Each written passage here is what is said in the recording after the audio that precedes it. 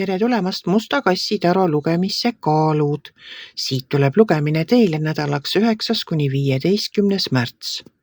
Ma olen teile siia valmis pannud 7 kaarti ja vaatame, mis neil kaartidel teile siis selleks nädalaks öelda on. No nädal algab teil siin väga vingelt, et teil on siin võidupärg, see on selline tähistamine, see on võit, see on edutamine, see on stabiilsus ja edasi tuleb teil müntide 10. Müntide 10 räägibki stabiilsest sissetulekust, sellisest pikaajalisest stabiilsusest teie elus. Teie peres on kõik hästi, teie rahadega on kõik hästi, teil on tööga kõik hästi. Teil on sissetulekud sellised stabiilsed. Ja nagu mitte, et selleks kuuks ja järgmiseks kuuks, vaid nagu see peaks nagu tähendama seda, võidupärg koos selle stabiilse sissetulekuga, et kui teil on olnud nagu mingi selline projekt, mida te olete käima lükanud ja see pole veel hakanud vilja kandma, siis nüüd ta seda teeb. Et nüüd peaks nagu olema see koht, kus teil on muretu tulevik. Tähtsin edasi tähendab lootust, tervenemist. Et kui miski teile muret tegi, siis nüüd see laheneb ära. Ja muresid ma siin näen, aga need mured on siin alumises reas ja need on nagu kurvastamine millegi pärast, mis minevikus läks halvasti. Te nagu ei saa oma mõtetes lahti sellest, mis minevikus untsu läks.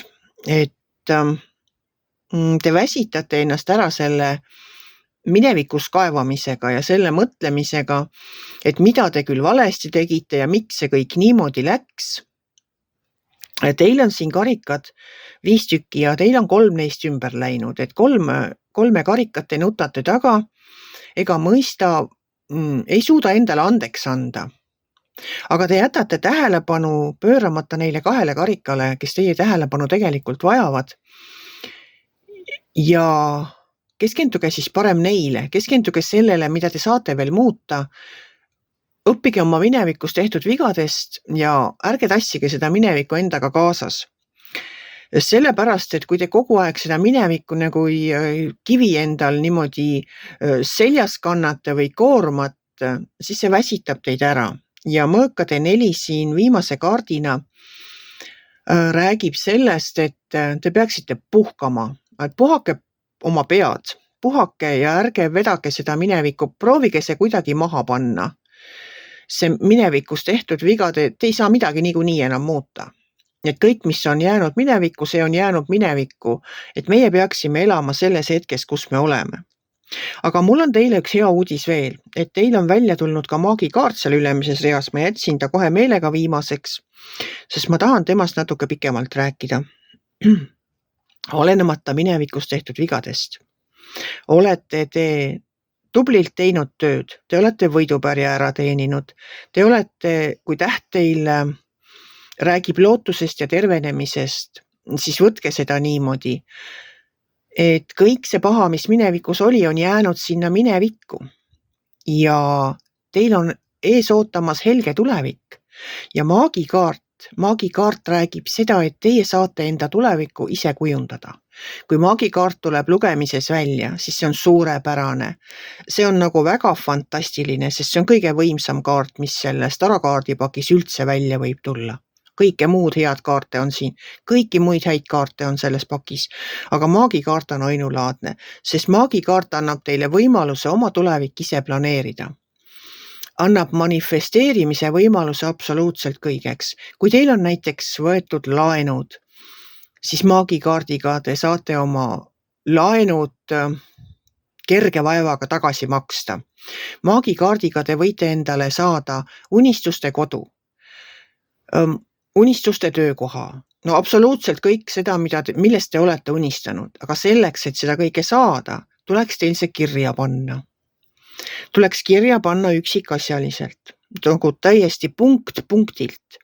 Pange üldse kirja, mida teie elult tahaksite, mida te tahate elult sellel aastal ja järgmisel aastal või elult üldse, mis on teie unistuste elu, kus te tahate töötada, kus te tahate elada, millist elu te tahate elada, ma ei tea, milliseid riideid te tahate kanda, milline keha teil peaks olema, millist soengut te soovite. No ühesõnaga, või teil on võib-olla elukaaslane, elukaaslast ei ole, et võib-olla soovite endale elukaaslast, siis pange ka kirja.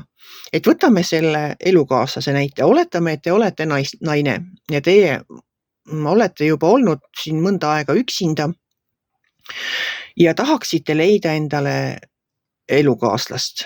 Tahate leida endale kas elukaaslast, abikaasat, ühesõnaga inimest enda kõrvale. Siis pange kirja absoluutselt kõik. Kui pikk ta on, kui vana ta on, mis värvi on ta juuksed, mis värvi on ta silmad. Pange kirja, mida ta armastab, mis on tema lemmiktoidud, kus ta tahab käia, kas ta armastab teatris käia, kas ta oskab laulda, kas ta tahab tantsida, millised on tema hobid, võib-olla ta on kirglik jahimees, aga võib-olla ta on kirglik kalamees. Pange absoluutselt kirja kõik, pange ta iseloomuomadused kirja, milline ta peaks olema, lahke, ma ei tea, igal hommikul teid äratama, võib-olla ta armastab süüa teha, katab teile laua igal õhtul või mis iganes ajal. Ühesõnaga, ma tahan sinna jõuda, et pange kirja kõik kinganumbrist juuksevärvini, sest siis on suur tõenäosus, et te saate just selle, keda te soovite. Kui te kirja ei pane, siis te saate kindlasti, no panete lihtsalt, et ma tahan endale abikaasat, ma tahan endale kaaslast teele, te kindlasti selle saate, aga seal on võib-olla mingid nüansid, mida te oleksite soovinud, et oleksid teistmoodi. Et universum tahab täpsust, universum saab anda meile, ta annabki, aga kui te olete väga täpne, siis ta saab otsida nende paljude inimeste hulgast just selle, keda teie soovite. Et sinna ma tahan jõuda oma jutuga, et olge täpne. Mis ma siis ütlen teile siin lõppkokkuvõttes? No kõik on tegelikult väga suurepärane. Pange maha kõik see, mis on jäänud minevikku, ärge muretsege selle pärast, visake see lihtsalt peast välja, sest ei saa seda muuta. Vaadake helgelt tulevikku, sest täht lubab tervenemist, lootust, et kõik halb jääbki selja taha. Ärge unustage maagikaardiga manifesteerimast endale siis soovitud elu